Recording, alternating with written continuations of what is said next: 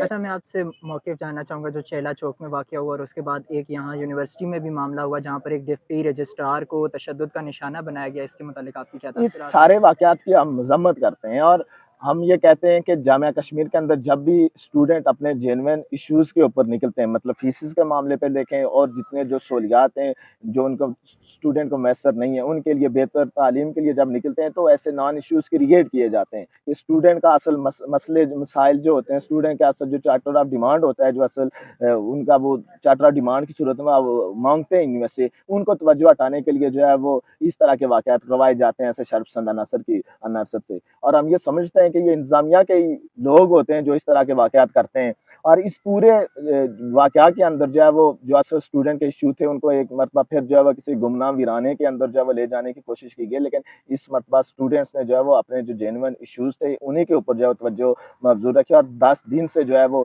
एक वाक़या था जिसको शायद लोगों ने 1-2 दिन तक तो वो तवज्जो सब मीडिया की भी जो बिल्कुल, है वो उस तरफ गई थी। लेकिन स्टूडेंट्स का जो असल चार्टर ऑफ डिमांड है और स्टूडेंट के जो असल बिल्कुल। मसाइल हैं उसकी ये तहरीक और वो जारी है सारी।